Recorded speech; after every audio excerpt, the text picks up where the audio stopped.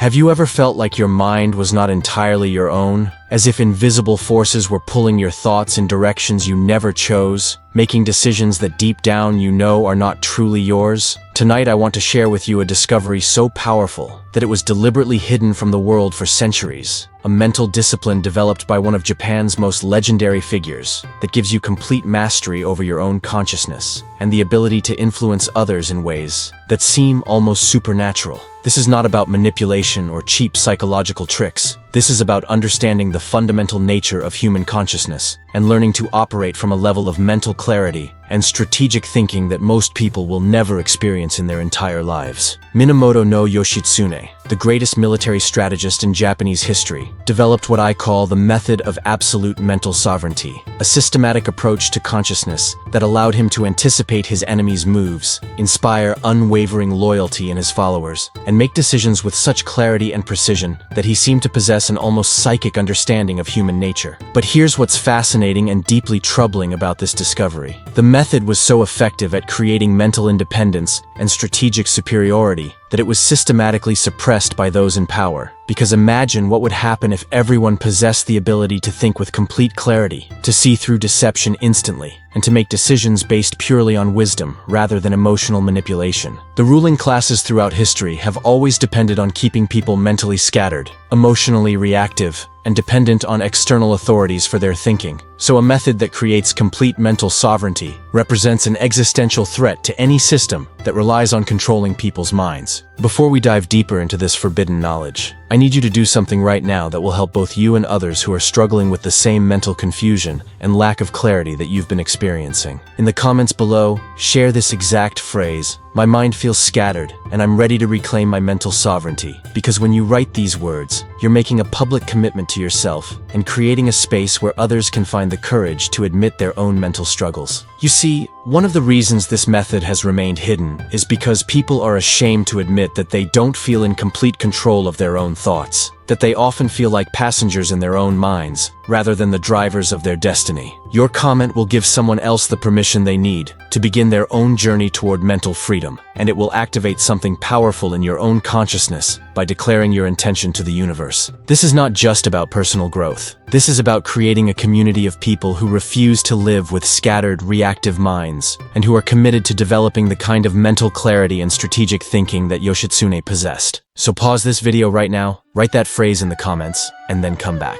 Because what I'm about to share with you will fundamentally change how you understand the nature of consciousness and your own mental potential. Let me tell you about a moment that changed everything for Yoshitsune and led to the development of his forbidden method. It was during the Genpei War, and Yoshitsune was facing an impossible military situation, outnumbered, outgunned, with no apparent path to victory against the overwhelming forces of the Taira clan. Traditional military strategies suggested retreat or surrender, but Yoshitsune did something that his enemies never expected, and that his own allies thought was madness. He entered what he called the state of empty fullness, a mental condition where his personal ego, fears, and emotional reactions completely disappeared, leaving behind only pure strategic intelligence and an almost supernatural ability to see the entire battlefield from a perspective that transcended normal human consciousness. In this state, Yoshitsune could perceive not just the physical positions of enemy forces, but the psychological states of individual commanders, the hidden fears and motivations driving their decisions, and the precise moments when their mental defenses would be weakest. This was not guesswork or intuition in the way we normally understand it. This was a systematic method for accessing a level of consciousness where the boundaries between self and environment dissolve, allowing for a type of strategic awareness that seems impossible from our normal, ego-driven perspective. The core of Yoshitsune's method, which I've studied and reconstructed from historical fragments and ancient texts,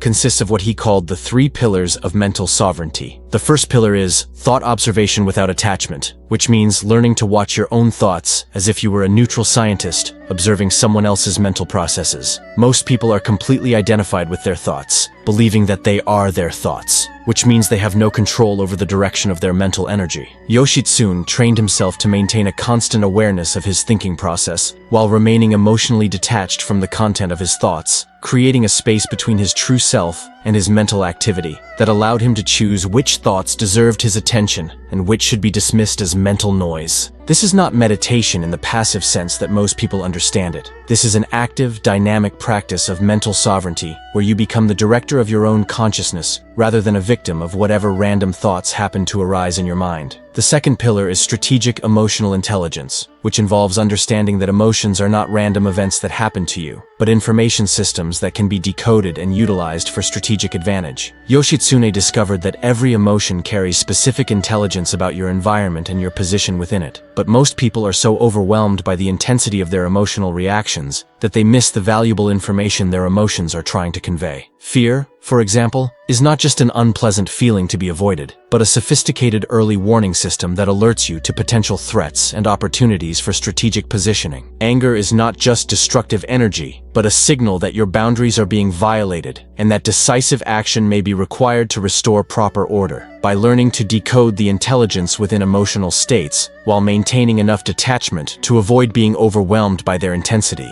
Yoshitsune could access emotional information that gave him crucial insights into both his own strategic position and the psychological states of others around him. The third pillar, and perhaps the most powerful, is what Yoshitsune called invisible influence mastery, the ability to affect the thoughts and decisions of others, without them being consciously aware that any influence is taking place. This is not about manipulation in the dark sense that we associate with that word today, but about understanding the fundamental principles of consciousness transmission and learning to operate from such a clear, centered state that others naturally align with your mental frequency. Yoshitsune discovered that when your own mind is completely clear and strategically focused, when you're operating from a place of genuine wisdom rather than ego-driven desires, your mental state becomes contagious in ways that bypass normal psychological defenses. People around you begin to think more clearly, make better decisions, and naturally orient themselves towards solutions that benefit everyone involved, not because you're forcing anything, but because clarity and wisdom have their own gravitational pull that draws people toward better thinking. Now,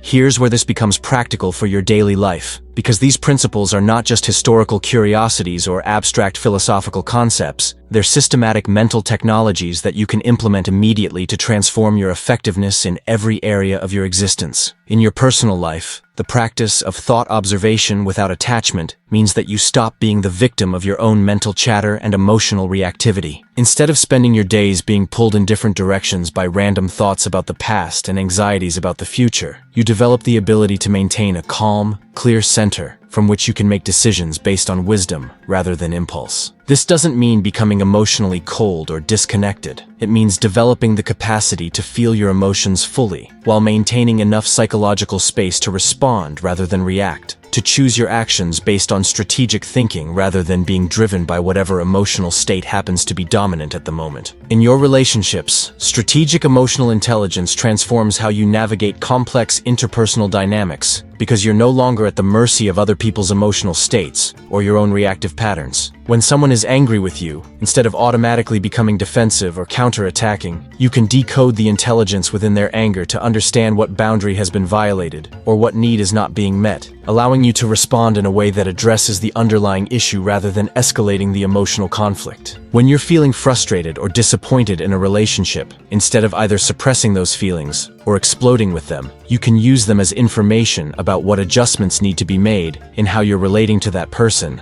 leading to conversations that actually solve problems rather than just venting emotions. In your professional life, invisible influence mastery means that you become the kind of person that others naturally want to follow and collaborate with, not because you're using psychological techniques to manipulate them, but because your own mental clarity and strategic thinking creates an environment where everyone's intelligence is elevated. When you're in meetings, instead of getting caught up in ego battles and political maneuvering, you can maintain such a clear focus on finding solutions that others begin to align with that same solution-oriented mindset. When you're dealing with difficult clients or colleagues, instead of taking their behavior personally and responding from a place of defensiveness, you can maintain enough emotional detachment to see the underlying dynamics at play and respond in ways that diffuse tension while moving everyone toward productive outcomes. But here's what I need you to understand about why this method was suppressed and why it remains largely unknown even today. Systems of power. whether political, economic, or social, depend on keeping people in states of mental confusion, emotional reactivity, and psychological dependence. If you're constantly distracted by mental chatter, overwhelmed by emotional reactions, and looking to external authorities to tell you what to think and how to feel, you're much easier to control and manipulate than if you possess the kind of mental sovereignty that Yoshitsune's method develops. Advertising works by triggering emotional reactions that bypass your rational thinking processes. Political manipulation succeeds by keeping you focused on fear and anger, rather than clear strategic analysis. And social control operates by convincing you that you need external validation and approval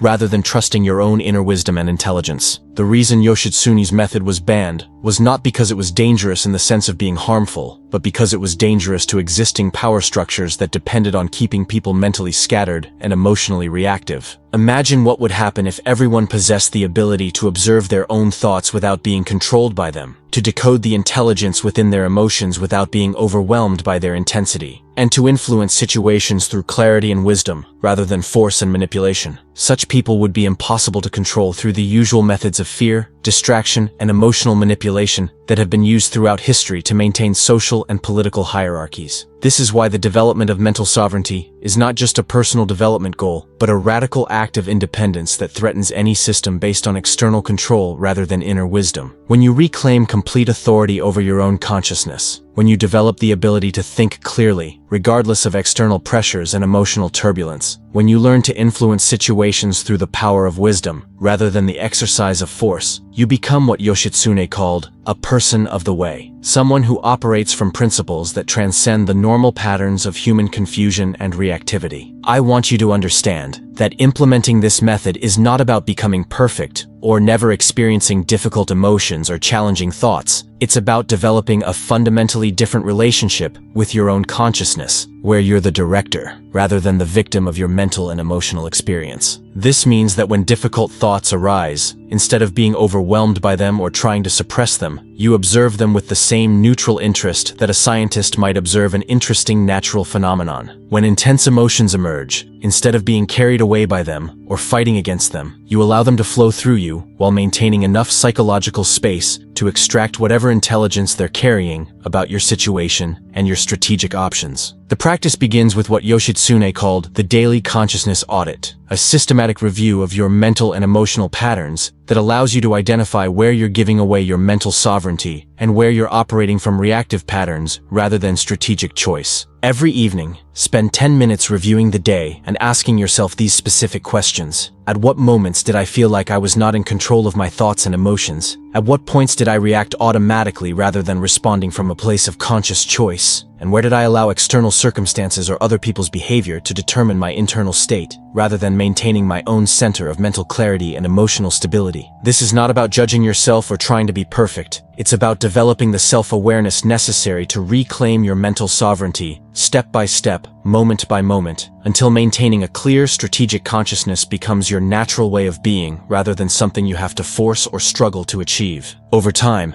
this daily practice develops what Yoshitsune called the unshakable center, a place within your consciousness that remains calm, clear, and strategically focused, regardless of external chaos or internal turbulence. The next level of practice involves what he called emotional alchemy, the systematic transformation of reactive emotional energy into strategic intelligence and creative power. Instead of seeing difficult emotions like anger, fear, sadness, or frustration as problems to be solved or enemies to be defeated, you learn to work with them as sources of information and energy that can be redirected toward achieving your deepest goals and values. This requires developing the capacity to feel your emotions fully without being overwhelmed by their intensity, to extract the intelligence they carry about your situation without being driven to immediate action by their urgency, and to redirect their energy towards strategic thinking and wise action, rather than reactive behavior that often creates more problems than it solves. The most advanced level of Yoshitsune's method involves what he called consciousness transmission, the ability to influence situations and people through the quality of your own mental state, rather than through force, manipulation, or persuasion in the conventional sense. This is based on the understanding that consciousness is fundamentally interconnected, that your mental and emotional state affects the mental and emotional states of everyone around you in ways that operate below the threshold of normal awareness. When you're operating from a place of genuine clarity, wisdom, and strategic intelligence, when your own consciousness is free from the usual patterns of confusion, reactivity, and ego-driven desire, that clarity becomes contagious and begins to influence the thinking and decision-making of others in your environment. This is not about imposing your will on others or trying to control their behavior, but about creating such a strong field of clear, strategic consciousness that others naturally begin to think more clearly and make better decisions when they're in your presence. It's the difference between trying to push a river in the direction you want it to flow and removing the obstacles that prevent the river from following its natural course toward the ocean. Now,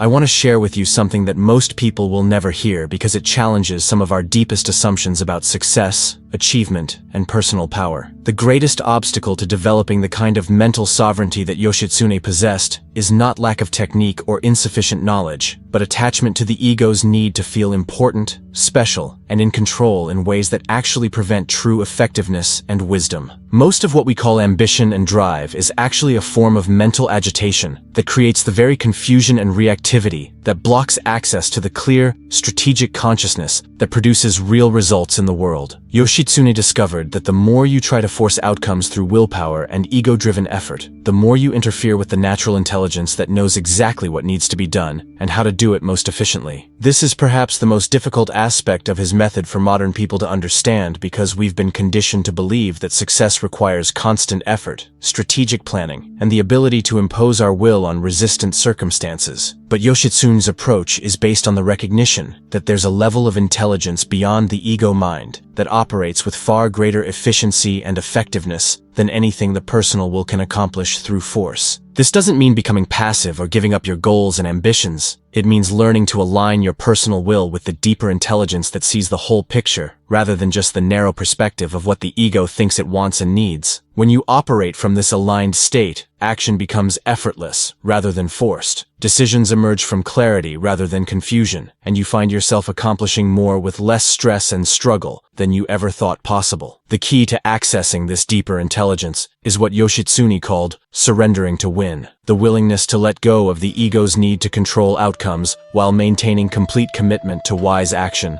and strategic thinking. This is not surrender in the sense of giving up or becoming passive, but surrender in the sense of aligning your personal energy with the natural flow of intelligence and effectiveness, rather than trying to force results through willpower alone. As we bring this exploration to a close, I want to make sure you understand that everything I've shared with you tonight is not just theoretical knowledge to be admired from a distance, but practical wisdom that begins to transform your life the moment you start implementing it, even in small ways. The path to mental sovereignty is not about making dramatic changes all at once, but about making consistent, intelligent choices that gradually shift your relationship with your own consciousness, from victim to director, from reactive to strategic, from confused to clear. This journey requires courage because it means taking complete responsibility for your mental and emotional state, regardless of external circumstances. And it requires patience because the deepest transformations in consciousness happen gradually, as new patterns of thinking and feeling become more natural than the old patterns of confusion and reactivity.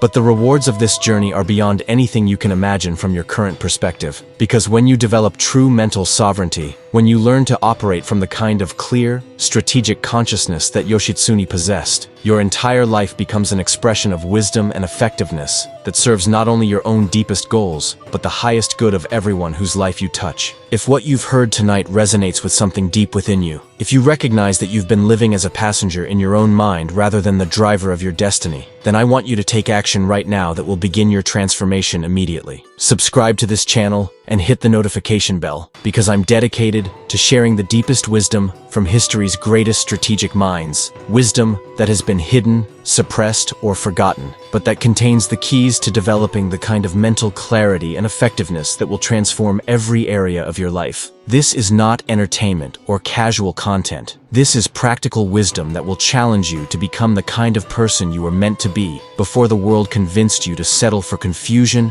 reactivity, and dependence on external circumstances for your happiness and success. In the comments below, let me know which aspect of Yoshitsune's method speaks most directly to your current situation situation, and what you're committed to implementing first in your journey toward complete mental sovereignty. Because your comment will not only help you clarify your own intention, but will inspire others who are ready to reclaim their mental freedom and begin living from a place of wisdom rather than confusion.